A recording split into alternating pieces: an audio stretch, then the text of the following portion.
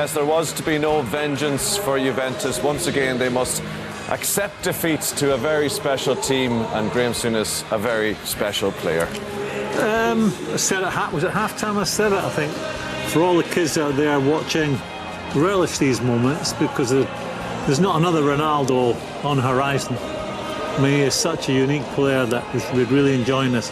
And this is him sort of in the twilight of his career, if you like, coming up with a goal like the second goal tonight. Just on a stage like that, in such an important time of the game like that, that's what separates the men from the boys. They decide the big games. They're just a unique footballer. And it was so nice to see the Italian crowd applaud him as well. It's an absolute delight. Absolute delight. It was a lovely moment, that, and even there you saw with Buffon, who again must be heartbroken. It doesn't look like it's going to happen for him in the Champions League, but when you just be beaten by a goal like that, I know. What can you say? How many times over the last 5 or 6 years have we said he's peaked? You know, he's not necessarily. We know he probably isn't the same player he was 10 years ago, and dazzling skills and beating players. Yes, he isn't that type of player, but he decides big games. That goal tonight, it's right up there. He scored some incredible goals. That's right up there with the very best, and that's up there with the very best goal you'll ever see in world football in the Champions League. That is just a sensational finish, and he's just producing season after season, even at his age. Yeah, I think I said before the game, I said these games are decided by someone making a mistake or one of the special players doing something very special on the night. But we've got all of that tonight. We've got all of that. But I come back to it, you know, relish these moments. You know, make the most of it, because he ain't going to be around forever. He is playing a different type of football now. You know, he's trying to conserve his energy for the burst in the box where it matters. And he's coming up with the goods time and time again. He's getting the goals. You know, when you have someone like that in your team, you don't have to be at your best to win games. You don't have to be at your best to win trophies, because he will pull something out of the hat. He will pull the rabbit out of the hat when the games are tight. And is that the difference? Is that what makes the great players great? Is nights like this, is a Champions League quarter-final? I know there's great players, and then there's a handful of players that have played football. For me, he's beyond great. You know, he's in the. I put Messi in there. He's in there. You got to have Maradona in there. You got to have Pelé in there. You know, there's been fabulous, great players that we've all seen and would all say, what a pleasure to watch. And then there's a handful of players that supersede that, and he comes into that category for me. And how much is it to add to his talents and his ability that we saw as a young player? You touched on it there, Kevin, the way he's changed as a player, the way he seems to improve as a player, and that at 33 he's still deciding big games like this. Big moments, big games. Graham touched on conserving energy at times. Yes, he doesn't necessarily fit into the team ethic from a defensive point of view, but they know that he's the outball. He conserves his energy for the right moments, for the key moments in games, and that is why he's now, over the last 2 or 3 years especially, deciding games with big moments at key times. You see in the first half, Graham touched on at half-time, he didn't really do an awful lot besides get the goal. What did he do? He only scored the goal. He's decided a game with one moment, and then the second, decided the half, one moment, and the second goal, it's just genius. If you drew 2 lines from the 18-yard box he's attacking to the halfway line, that's the area he plays in. He doesn't go into his own half. He plays from the halfway line, and if you ran 2 lines, the 2 parallel lines from the 18-yard box, that's where he plays. And he can still come on with I played against him when he was a winger. Playing against him as a winger, and he's got all the dribbling skills. He wants to beat, he wants to come back, nutmeg you. Now he's so direct, and he's so, I said, the influence that he has on games, but so direct with his movement, just getting himself between the middle of the goals constantly. I see you taught him a thing or two. Oh, well, don't know about that, Tommy, don't know about that. Thanks for the moment, chaps. Real Madrid pretty much into the last 4 of the Champions League after a 3-0 away win over Juventus. Only Juventus' second defeat in 76 games at the Juventus Stadium. Real into the Champions League semi-finals for a record 13th time, and looking very good for a 3rd consecutive title. They're warming up nicely, and particularly if that man Ronaldo continues doing what he's doing in the style in which he is doing it. And I wonder, we talked then about the greatness of him, the technique, the continuing to improve and changing his game. Is there a sense that it's now time to give him the same sort of love that Messi's has always received? And I wonder why he hasn't always gotten that. Well, I think, I don't know either of them, but looking at them from a distance, over the years, when Ronaldo scores a goal, there's arrogance where he sort of stands in a pose, which a bit like a Spanish bullfighter, if you like, and that'd be arrogant. And he wants to enjoy the moment. He wants the cameras on him. and his teammates will eventually come over to him. Where Messi, if he scores a goal, there's none of that posturing. He would go to his teammates, and it's and I've asked people. I mean, that could be. There might be the complete opposite. On the face of it, Messi's a really lovable, nice little guy, and Ronaldo's not. But I can only tell. I've asked. I work with someone who knows Messi in another life and another job I do back in England, and I work with someone who played with Ronaldo, and both these guys have said that they're both great guys. They're both, in the dressing room, completely natural. Nothing, really big head about them. They're completely natural, part of the team, part of the banter. Take the banter on the chin and deal with it. And in Ronaldo's case, he's seemingly more than that. Ask Gary Neville about him, and he says he is a proper lad. Someone that you'd like a night out with. You would enjoy his company in and around a football club. And of course, if you're lucky enough to be in the same team as you, he's going to help you win lots of trophies, which is a bit of a real bonus. Yeah. But I've only ever heard good things about the two of them. And that's not coming from people that would be in awe of them or people that wanted to be their friend because they were famous and world-class footballers. These are people who are batting on the same level as them. Do you think people are starting to not care anymore about the fact that he might be a bit vain and a little bit sort of, as Graham says, the strutting matador type? I mean, does that all matter? It doesn't matter now. It is. He's a showman, isn't he? And some of the Graham said before as well, we've got to remember now we're living in an age of two great players. They don't come along. They don't come along too often. There's no one else on the horizon to kind of there isn't. There isn't.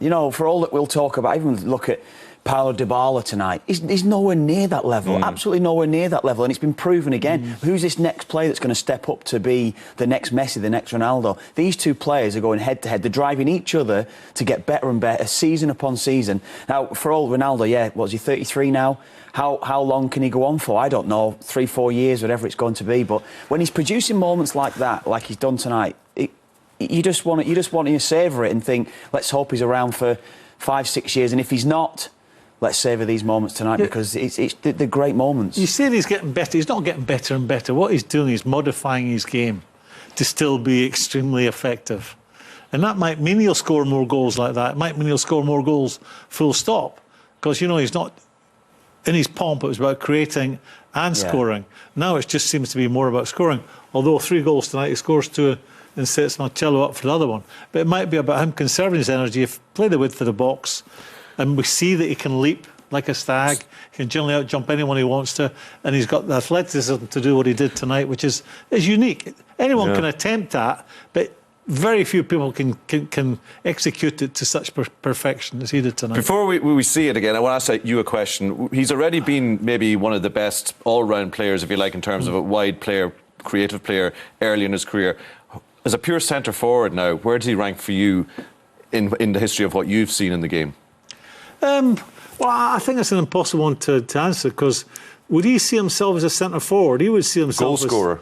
Yeah, that's a better question. Yeah, as a pure goal scorer, he's up there with the very best. He's not, he's not a Suarez type of goal scorer. He's a scorer of, I don't know, the truly spectacular as we saw tonight. And then his first goal tonight was just that, I wrote down here, he sees a different picture to anybody else. I know you want to pick holes in maybe the way Juve defended, but I don't see what else they would have done to stop him scoring that goal. He sees a picture. The play's developing. We would all see a picture a certain way. He sees it completely different. He's got, and it's not like he got lucky tonight, because he does that all the time. He must get lucky every time. And that's the key. It's a picture he has in his head, Tommy. Vision, yeah. It's a picture. How the play's developing. He's going to play it there. His body shape tells me he's going to go there. That defender's not seen me for a millisecond. I'm going there. It's just a sixth sense that these very, very special players have. We'll come back to that first goal again, but let's just look at it. Where do we start? Right? Where do we start? Let's stop yapping on. Well, it's just sensational. And yes, all right. Again, Graham's talked about, many have tried it, many can attempt to do that, but to get up so high with the look how high the athleticism, just the technique to actually get the perfect contact on the ball, to keep Gigi Buffon rooted to the spot. There is not many people that could attempt it. Watch Pizzaglia here. Watch the guy. Watch his reaction in the middle of the watch. He just sort of just puts his palms up. What can you do? That says it all. The appreciation inside Turin, in Turin tonight for that moment, it's amazing. It is amazing. They've witnessed something extremely special tonight, and Ronaldo certainly appreciates that. Yeah, that was a really nice moment. Yeah. And so often these Champions League nights we're talking about maybe niggly moments and people getting sent off and diving and the less positive sides of the game. But you know, it really felt like the crowd in Turin had just seen their team getting beaten, but they still they're not used to that. And they're not used to that, but they can still show appreciation for that moment. Yeah, I think you'd have to be a moron not to appreciate that. That's football on another level. As I said to you, there's the greats, and then there's a handful that have gone beyond being great, and he comes into that category. And most of the game, certainly in the first half, they were booing him. They were booing Ronaldo, and I said to you, I don't know why you'd boo him. Just appreciate him, and then he sort of rubbed their noses in it with that goal. I think I know. So we even look at his manager. His manager was a great. Zinedine Zidane was a great, but I doubt even Zinedine Zidane could produce that sort of. Well, technique. he did that in Glasgow European Cup final. I'd say I wonder if Zidane made it up in his left foot volley, wasn't it? Yeah. But it's just everything he does. And you said before, we feel as though, is he on the way? And early on this season, we were talking about it before Christmas. We were saying, is he going to be able to continue to carry this team to Champions League glory again? And tonight suggested, he can. He can do it. Can we see it again? Yes, please. Can we just hold it on Bazagli? Because Bazagli, I think his words or lack of words says everything. It was a beautiful moment. We will see it again after the break. Head over heels, Ronaldo and Real on their way to the Champions League semi-finals for a 13th time. Lots more to come after this. Tail of the tape from Turin after an imperious Champions League performance by Real Madrid. 52% of the possession, 6 attempts on target away from home, 14 attempts in all. They were very, very good tonight. Graham, you were making the point when you joined the lads in commentary just before Ronaldo's goal that the switch that Zidane had made would see Ronaldo trying to put pressure as an out-and-out striker on Chiellini, and that's sort of what happened before the goal. Yeah, wasn't it? they were losing the midfield battle at that time, and then he took Benzema off and Vasquez on. Isco off the wider area, Vasquez out there, and Isco just behind Ronaldo. And they wanted to get Ronaldo in a race. You know, Ronaldo, for whatever he is, he's quick, even today. Yeah. And that's where they got the second goal from. I mean, Chiellini panics, Buffon panics, and that's where the spectacular goal comes from. But I mean, you know, Real Madrid at that time were retreating, which forces the two centre. But this is Marcelo, just not a great ball, but at this point, he's looking over his shoulder. He doesn't know where Ronaldo is, and then he's next to, he's panicking.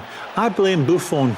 Buffon is looking at the whole picture. He's looking at the weight on the ball. He's looking where the ball's going to land, and he should have been commanding the situation, screaming at Chiellini to let it run through, and it ends up there.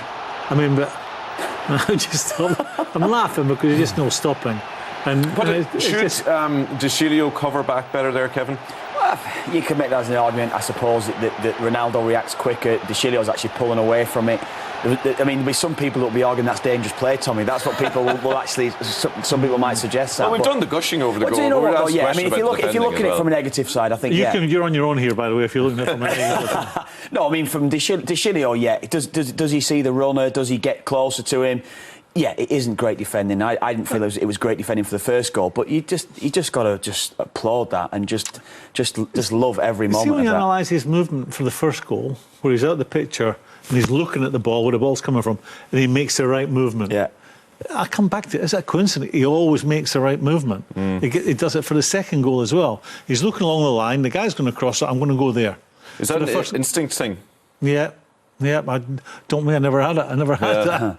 I think I come back to the picture he has in his head. I mean, I think even for the third goal, when he sets Marcelo up, he pulls away from play, gets himself into a goal-scoring position, if you like, because they think that he want to open his body up to get the strike away, and instead then he sees a different picture and sees the run from Marcelo. He gets himself into positions that cannot be marked. On the negative, on the Juve side, do you agree Buffon is looking at the ball being kicked by Marcelo? He sees the pace on the ball. Yeah, maybe we can see that again while the lads are talking about it. He sees that Chiellini is panicking. He does because Chiellini's looking that way and Ronaldo's on this side of him. He's got to command that whole situation. He's got to be the one telling him to leave it. The ball's going to run through to me. And when Chiellini looks over his left shoulder and doesn't see Ronaldo, that's when the bells are starting to ring in his head here. But I think it is. I think ideally, he looks over his shoulder there. No, you can't see him at this point. Look where that ball has bounced. That ball is clearly going through to the goalkeeper. He's got to be shouting for him to leave it, and he doesn't. Yeah. And then here, after Buffon saves it, you think you've weathered the storm. Not a problem. And this is the bottom one of it. Look at Ronaldo. Look, why has he made that move? He's looking. Watch this. Look, watch.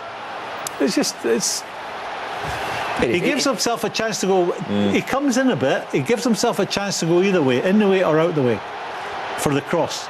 And that, it's just another level of football. It's brilliant, but you look at it. Yes, of course, it's just a world-class finish, but it was preventable. And that little bit of confusion there. Maybe explain why you. Well, it is, I think, as well. I mean, I think again what Graham touched on. It's like putting Ronaldo through the middle and he's on his own, Isco off him. It just gives him something different to think about. Ronaldo wasn't dropping a little bit deeper like perhaps he was maybe in the first half. He was the one that was prepared to go straight through the middle. It's come from nothing. The goal it has, and it wasn't a good pass from Marcelo. No. It was just a hit and hope ball. Let's get him in a race. Let's have a look at that third goal again. You touched on it briefly there, Kevin. Ronaldo involved, an assist this time. Yeah, I mean, Marcelo got forward. I mean, he did this throughout all evening, getting forward. He found himself in the penalty area so many times, and it's a great goal. Again, I mean, yeah, Marcelo does brilliant again. His little nutmegs, I think, in the middle of it. That's the little nutmegs there. It's beautiful. And it's Ronaldo peeling away into position. Yes, clearly onside. The ball is perfect. The run is perfect. And it's just like that little bit of awareness as well as Buffon's diving down at his feet, just to lift it over him and then give himself that chance. It's come off the back of Dybala getting sent off, but it was just how they opened. He weathers Chiellini's. He managed to wriggle through of Chiellini, touched all of him by the scruff of his neck as he goes through there, but he got. Yeah, it could have been a penalty. Yeah. And just to put into context what that meant, it's the first time Juventus have conceded 3 at home in Europe since Manchester United back in 1999. It doesn't happen that often. It's the first time they conceded 3 goals in that stadium since they moved there in 2011. It is, yeah. I've been to that stadium last season. It's a great atmosphere. Really, really a bit of a hostile stadium the way that it's been built. And tonight they've just been. It was a horrible start for them because they conceded after 3 minutes. Yeah. The one thing the Italian teams don't like doing is chasing games. At 0-0. We're in it at 0-0, we'll nick something. At 0-0, they're not going to chase it, playing against Real Madrid. At 0-0, they'll still be thinking, we'll get a set piece, someone will come up with a piece of magic, we'll win 1-0, and they would have taken that. But from 1-0 down after 3 minutes, that puts them in a very difficult place. Where now for Juventus then, Graham? Chris touched on it in commentary, that is at the end. I mean, Buffon might be the last we see of him. Still the sort of spine of a lot of those players that were around over the last 3 or 4, 5, 6 years when Conte was there. In terms of European, the biggest European competition, that team is not going to be good enough to win it. But they're still dominating Serie A. So that's for the people that make the decisions at Juventus. I don't think Juventus or indeed Italian football can attract the very best players anymore. So that might be what they'll have to live with. Well, I think they have. I think they've sold the best players continuously over the last 5 or 6 years. Of course, Pirlo retired, of course. Sold Pogba, sold Vidal, all the better players, even Bonucci as well, letting him go as well. He was the better one. Brian touched on that pre-match. But Italian football's not in a great place. They've not qualified for the World Cup. Is that the first time ever? It's not in a great place right now. And, normally we could sit here, if you're going back over the last 25 years, they would just come off your tongue, 4 or 5 worldies that were Italians. It's struggled today to come up with any. Since 58, I think, or something, isn't it? They haven't qualified. You have the knowledge, Tommy. You have the knowledge, How big? Well, Ty was pretty much gone at that stage, but in terms of a great white hope that they had, Dybala was a player that they hope would be a big player in this tie. Got himself sent off tonight. Yeah, he did, and he is quality, but again, he touched on he's certainly not ready to move on to the next level that's above him. Clear dive. Just going in around Varane, this clear dive, and quite rightly booked. The second one, you're looking at it, you think he's got his eye on the ball, but his studs are high. It's a yellow card. It's a yellow card. That's what it is. It's certainly not a straight red. And that, I mean, it didn't necessarily change the outcome of the game because they were being dominated at that time after the second goal had gone in. That's just maybe a bit of frustration from him. Let's have a look at some of the... We're going to look now, maybe ask the question about Real Madrid and can they make it 3 in a row, and some of the good stuff we saw from them tonight between the passing in the first half and the composed nature of it and hitting the crossbar twice. I mean, it could have been a lot more than 3. Yeah, it could have been. I mean, I come back to the early goal gives you such a confidence boost. They knew it was going to be a difficult game for them tonight, but scoring so early doesn't have to put you in a good place. And after that, some of their football, that little dink around the corner there allows them to open the play up. Some of their football, this again, when run about the box, of keeping possession, not panicking, foot with outside your foot, don't panic. Even when you were trying to put them under pressure, play themselves out. And this was them at their best.